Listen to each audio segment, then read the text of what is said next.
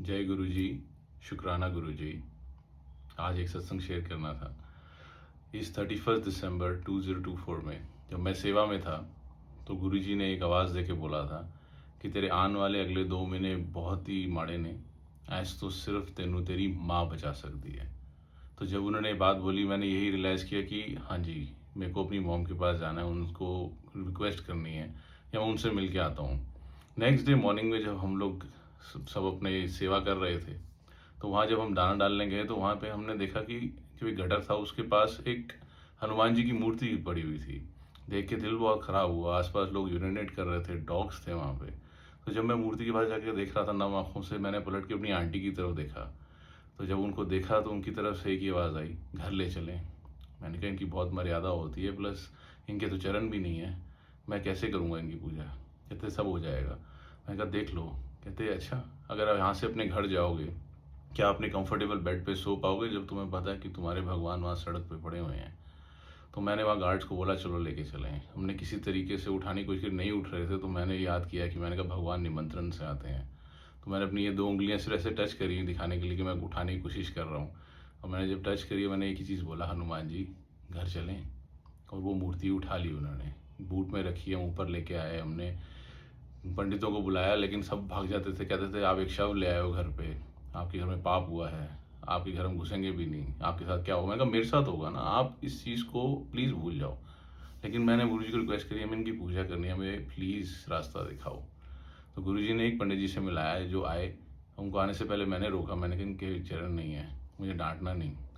कहते नहीं, इसमें डांटने वाली क्या बात है। अगर आपके घर में किसी का हाथ टूट जाए तो क्या वो शव हो जाते हैं, बीमार हो जाते हैं तो हमको बाहर जमुना में परवाह क्या जाते हैं। मैंने कहा मुझे नहीं पता ये सही होता है गलत, मैं आज भी नहीं मानता कुछ भी ना बोलता हूँ, बस मुझे इतना बताइए मेरे भगवान है और मैं इनकी पूजा करना चाहता हूँ। कहते ठीक है। वो आए, हमने पूजा करी, चोला चढ़ाया। तो यही मूर्ति जो हमारे पीछे ये थी। तो जब हो रहा था तो वक्त अजीब सा होता जा रहा था, बिकॉज मैंने मदर को बोला मिलके, मैंने कहा मम्मी मेरा टाइम ऐसे है, गुरुजी ने बोला प्लीज़ प्रे करना। कहते मैं करांगी, लेकिन सब कुछ ठीक नहीं हो रहा था। तो मेरे को एक बार एक अंकल का फ़ोन आया, तो उन्होंने वो मेरे को बोला, करण अंकल वैष्णो देवी चले, माँ का बुलावा है। तो उन्होंने बोला माँ का बुलावा है। मैंने कहा माँ, मैंने कहा अच्छा तो आप गुरुजी ये समझा रहे थे मुझे। I suddenly made a call to my mother. मैंने कहा मम्मा मेरे को ना समझ में आ गया, मेरे को ऐसे ऐसे उन्होंने बोला कि माँ का बुलावा है, तुम वैष्णो देवी जा रहे हैं। कहते मैं रोज़ प्रे कर रही सी माँ, तेनू अपने कोल बुला लो, तेनू पता नहीं है तेरी केरी मनोकामना गुरुजी पूरे कर रहे हैं। मैंने कहा मेरी मनोकामना। कहते जो तेनू कोविड होया सी 2020 में सेकेंड वेव, और इतना ज़्यादा हुआ था कि मैं ऑलमोस्ट अनकॉन्शियस रहता था। तो मैंने बताया था फ़ोन पे, जो कि उनको पता है। मैंने कहा मुझे ना घंटियों की आवाज़ आ रही है, गुफा दिखती है, और मैंने मम्मी को बहुत करते बोला, मैंने कहा माँ मुझे बुला लो, मेरे को एक बारी मेरे को ठीक कर दो, मैं आपको मिलने ज़रूर आऊँगा। कहती तू अपनी सुख ना सुखी थी या तो पूरी नहीं की थी।